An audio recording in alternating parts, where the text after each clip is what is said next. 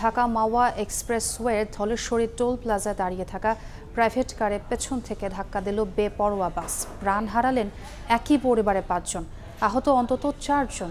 একই বাসের ধাক্কায় আহত হয়েছেন আরও একটি প্রাইভেট কার ও মোটরসাইকেলের ৪ আরোহী।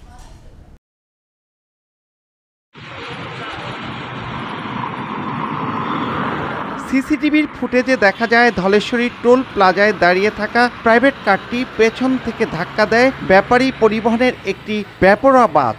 এতে দুমড়ে মুচড়ে যায় প্রাইভেট কারটি। একই বাসের ধাক্কায় দুর্ঘটনার কবলে পড়ে আরও একটি মাইক্রোবাস ও মোটরসাইকেল। এই ঘটনায় প্রাণ যায় একই পরিবারের ৪ জন সহ ৫ জনের।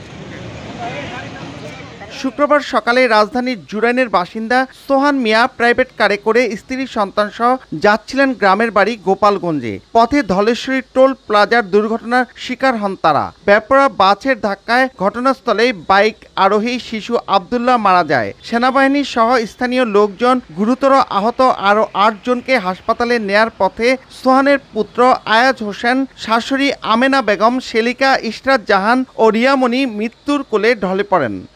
দ্রুত তো মনে হয় কিছু ধাক্কায় নিয়ে চলে যেতেছে। আমরা হুড়মুড় করে নামতে দেখি যে প্রাইভেট কারটা এবং 2টা হুন্ডা একদম অ্যাক্সিডেন্ট হয়ে জায়গায় মারা গেছে অনেকজন।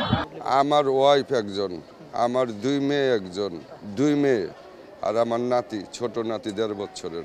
মেয়ে প্রথম বলছে যে আব্বা আব্দুল্লাহ হুন্ডা গাড়িতে পড়ছে না কিসে পড়ছে ওটা বলে নাই, বলছে যে আব্বা যার মাঝখান দিয়ে চাক্কা উঠে গেছে, ফিসে গেছে।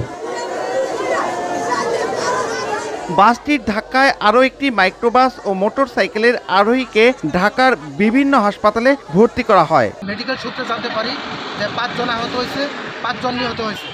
এ পর্যন্ত আমরা এখানে প্রত্যেকটা গাড়িকে আমরা রেকার ভ্যানের মাধ্যমে সরিয়ে দিয়েছি। এখন যান চলাচল স্বাভাবিক আছে। পুলিশ বাসটি জব্দ করলেও পালিয়ে গেছে চালক।